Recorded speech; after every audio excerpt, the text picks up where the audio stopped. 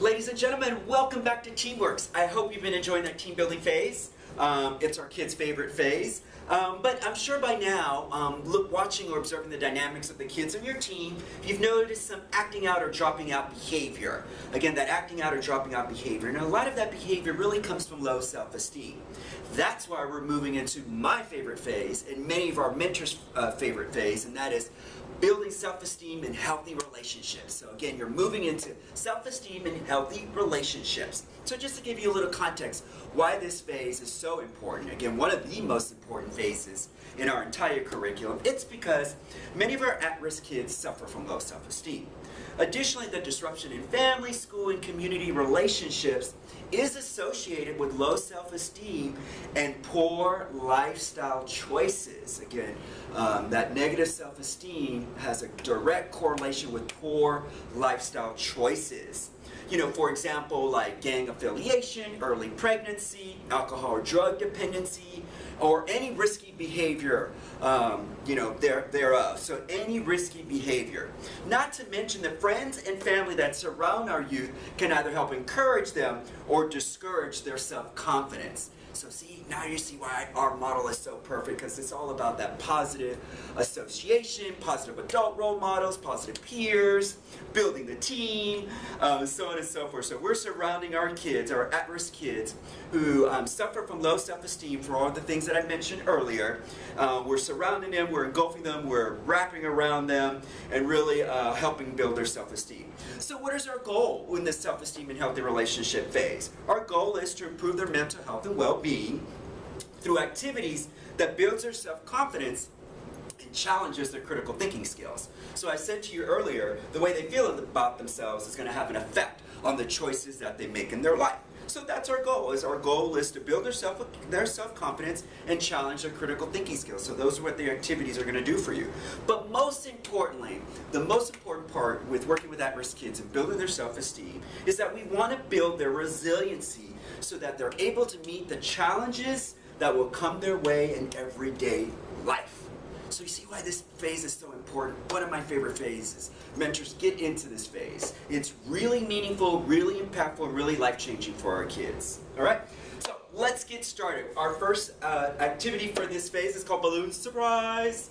And in Balloon Surprise, there is a surprise in every balloon. But we're going to start off with the question of the day. And the question of the day is, what is your definition of self-esteem? And do you think your self-esteem can have an effect on your behavior, your attitude, and the choices you make in life? Well, as an adult, I can tell you, when I just come from the gym, I usually have great days. The days that I go to the gym and I'm tired, I'm probably a little moody and probably don't have the best of days. So anyway, we can all relate to how, when we feel about ourselves, how it really affects our day. But with our young people, as they're dealing with all those emotional and physical changes and the peer pressure and the pressure to achieve academically, I'm sure they probably have a lot to say about self-esteem and how it affects their attitude and the choices that they make in their life. All right? So once you've done your question of the day, don't forget, if it takes all session because you're having great conversation, go for it. Knock yourselves out. Have great conversation. We always encourage that conversation because remember, conversation leads to building relationships. So don't be afraid to have a good, healthy discussion. Once you're done with your question of the day, we provide you with the definition of self-esteem, just so that you can really bring it home and really define to the kids what self-esteem is. Why is self-esteem important? What is self-esteem? So don't forget to do that. All right, that's your question of the day. Next, we have our energizer. It's called Positive Spin, and Positive Spin is my favorite. It's one of my favorites. So it's the energizer, but it can actually be a whole session. All right, so it's the energizer, but mentors, don't pass this one. Don't skip this one up. Do this one first before you even get to the main activity. Positive Spin is really about those negative things that creep in our mind, that self-doubt. Those times when we don't believe in ourselves or don't feel very good of ourselves, and the whole spin on it is, then what we need to do is find those positive affirmations. Think about the things that would make us feel better about ourselves. Positive statements, positive messages, and repeatedly saying them or hearing them starts to change your point of view, starts to erase that doubt, starts to get rid of those negative thoughts. And that's what this activity is all about, is negating negative thoughts and replacing them with positive thoughts. All right, so that's why it's Positive Spin. So simply, what are you going to do? Again, one of my favorite activities. I got to say that. Keep saying that. you are going to split your team up into 2 groups, explain to them that it's a matching game and that it's a competition. So they're racing backwards and forwards, racing back and forwards, and then, you know, finding matches, and then of course the most matches earn certain points, etc. So before I get ahead of myself, that's what we're doing. That's what we're going to explain. Now, perfect matches, 2 points. There are no right or wrong answers, ladies and gentlemen.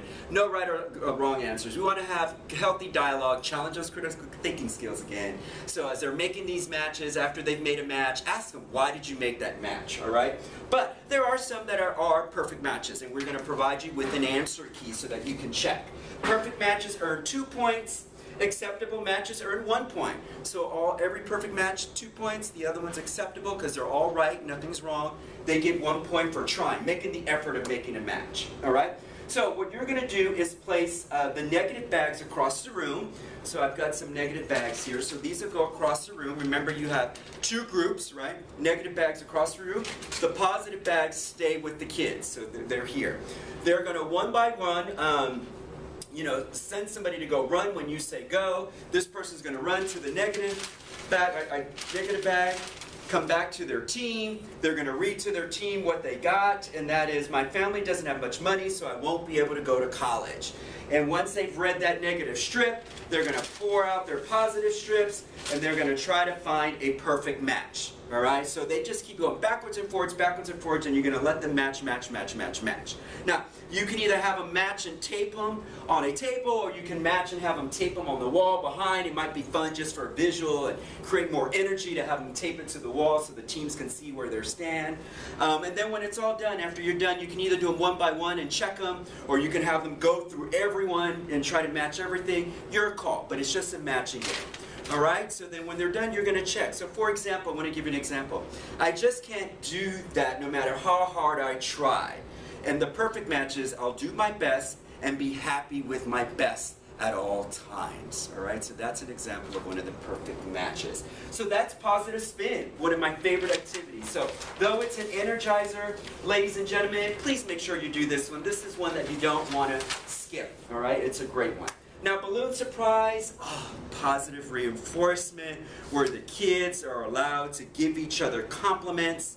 You know, how hard it is even for many adults to receive a compliment, but they get to give each other compliments, and then when they're done, they get to read their compliments and just feel good about themselves because they're hearing from their peers what their peers think about them. So, number 1, before we even start balloon surprise, mentors, want you to participate, but please observe what comments are being written, because we want to make sure it stays positive. And I know we have our funny guys on the teams, but we want to make sure we keep it all positive, all right?